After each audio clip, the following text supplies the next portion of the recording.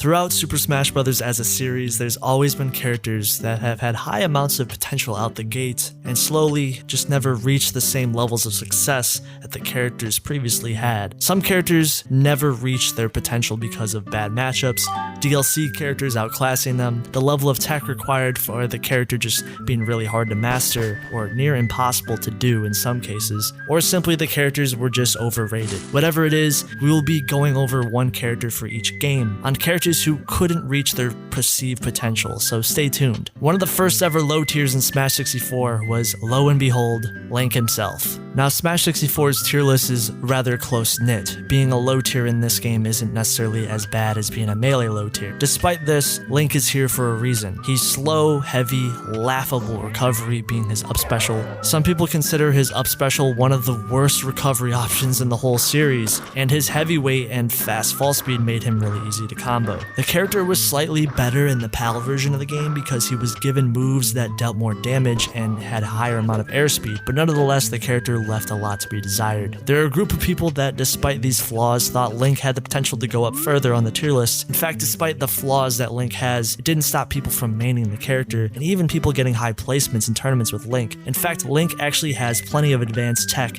in Smash 64, like bomb gifts, extended boomerang, bomb recovering, and many more. That possibly could have helped the character go higher on Smash 64's tier list, but unfortunately for Link, he would mostly gravitate towards the final 3 slots of 64's tier list throughout the game's lifespan, most of the time just staying in the exact same spot, unfortunately. Even characters like Samus would see more meta success actually being ranked right next to Link on 64's tier list and then going all the way to 8th place, which isn't bad for a perceived low tier. Link was kind of always seen as a bad character. While some people had hoped for him to do better, still to this day, he hasn't been able to make it out of the low tier or even go higher than 10th place. He never had high amounts of potential in some people's eyes, as the character is really technical. Despite the layers in Link's moveset, he has relatively remained in the same position. Now I know what you guys are thinking, what the hell am I looking at honest content? Ness? Are you here to chill your low tier melee main? Yes I am. Ness is actually a secret S tier character. Okay, I'm kidding. Let's be real. Melee Ness sucks. Here's what the character looks like in a TAS environment. Oh right, wow, what's even going on, right? To be real, any character is going to look like this in a tool-assisted environment. But why does Ness look so different? Well, hold up. Why is he being included here if he's never reached his potential? Well, despite the character being so terrible, he's actually super technical. Maybe too technical. Hear me out. Ness is actually the only character in the game who has access to the yo-yo glitch. It's going to get pretty technical from here, so buckle in. First, you need to hit with a charged up smash. Then once you hit with up smash, good luck doing that because up smash is already a terrible move. But charge up smash, let go within frames 6 to 11, and voila, if you did it correctly, or essentially get lucky, you will have a jacket. After using the glitch, certain attacks can replace this jacket hitbox like down air, PK Thunder 2, or other things. You can even grab people and back throw them off stage. It essentially gives Ness a crazy amount of options that a character was not intended to have at all, as this is sort of breaking the character but in a fun way. Now tying this back to the prompt of the video, why did Ness never reach his potential? Unfortunately, because this tech requires frame perfect precision, the yo-yo glitch has plenty of complex steps that need to be reached in order for the glitch to even work. I mean, you have to hit the opponent with a charged up smash, which is already a weak range attack that is super punishable. It would be really cool if the glitch was easier to perform, because God knows what the possibility would be for Ness if this stuff was actually obtainable. Your guess is as good as mine. Jackets can be performed in tournament, it's just really hard to do consistently, and even outside of the jackets, Ness is such an awful character. Maybe in 20XX we're all wired to a computer and we can just input what we want to do and then somehow Ness is viable. Okay, that would be really silly. That's the only way I could see this actually working. It'll probably never happen, but it would be cool though. Mr.Gameandwatch in Brawl was heavily buffed between Melee and Brawl. I mean, I'd hope so, right? The character was incredibly buggy in Melee, and a lot of his moves didn't even work properly. The version of the character in Brawl transitioned well to the new, slower pace engine, being able to perform momentum canceling and hit stun canceling in order to improve his survivability. The introduction of bucket breaking was a huge buff for his character. They improved his shield game by making his shield much larger, He did receive less KO power with some of his attacks, and some moves were given increased end lag, but the buffs outshined the nerfs for sure. In fact, interestingly enough, on Brawl's very first less educated tier list, Game & Watch was a top 4 character, right behind, yes, King Dedede, Snake, and surprise surprise, Meta Knight number 1. Who would have thought? Wow. Of course, this was a really early tier list and the meta would obviously change. Dedede and Snake were still premier characters and Brawl just slightly lower. Game & Watch would slowly drop during each tier list, going all the way to the mid tier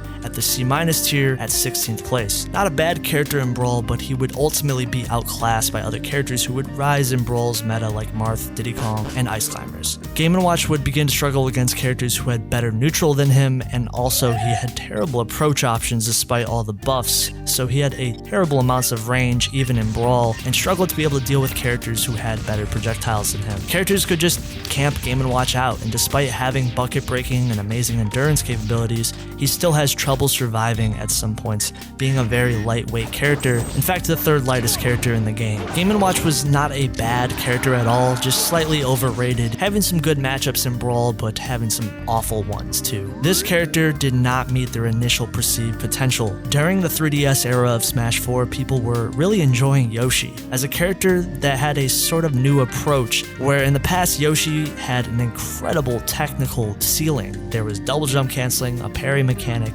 so on and so forth. The character was changed to a more speedy, aggressive version of Yoshi, and overall the character was heavily buffed, and that led to people saying that Yoshi could actually be a top level threat. In fact, I remember many top Smash 4 players stating that Yoshi had the potential to win major tournaments and could actually be a top tier character. Some people would go as far as saying Yoshi was top 2. Again, this was really early on, but ultimately Yoshi never met this level of potential. Once the Wii U version released, and even years later after the DLC characters came out, Yoshi dropped to being a mid tier, being a decent character but nowhere near where Yoshi was projected to be at the start. Despite the character's offensive potential, Yoshi has terrible options out of grab, bad range, bad recovery, has a lot of bad matchups against characters who outrange Yoshi. Yoshi would fall lower and lower and lower during each tier list, and the final nail of the coffin was the introduction to the later DLC fighters like Cloud and Bayonetta, which became Yoshi's 2 worst matchups in the game. If you think about it, Yoshi is awful at landing on the ground, and both of these characters have some of the most consistent aerial juggles in the game, and they both have crazy amounts of range too, so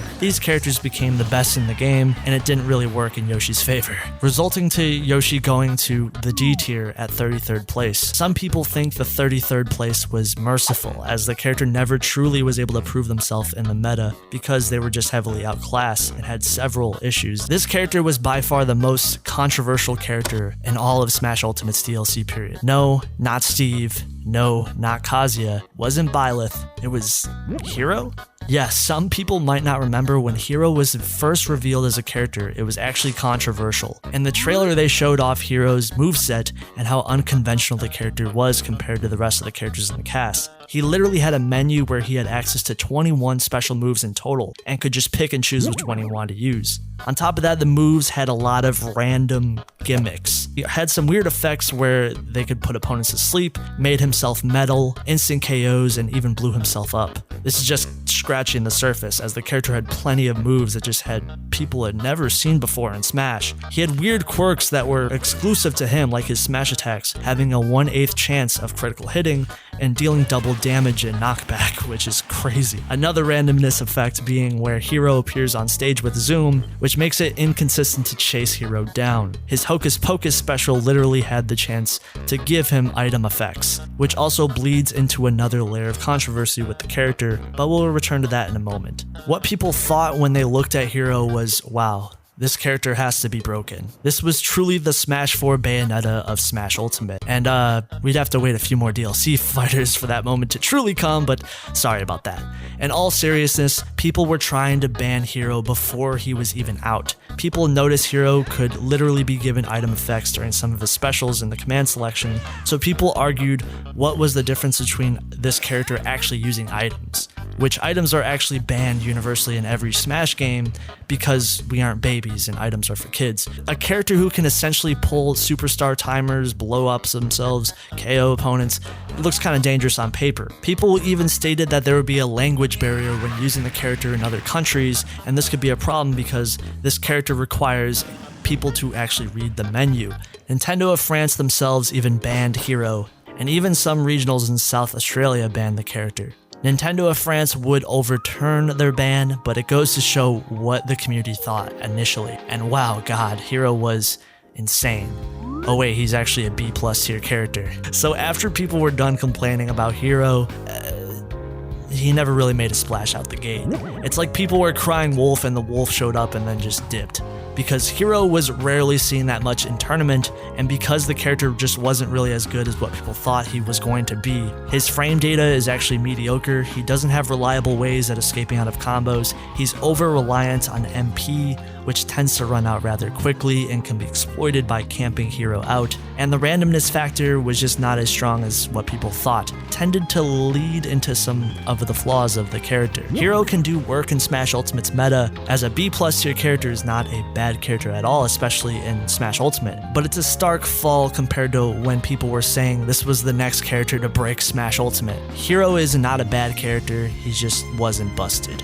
Thank you guys for watching the video, hopefully you guys enjoyed it. If you guys want early content, there is content available on Patreon and for channel members. If you guys want to support the channel in any way, you'll always get videos early and you'll get access to the Honest Content Discord. Thank you guys, hopefully you guys are having a good day. Appreciate you guys, take care.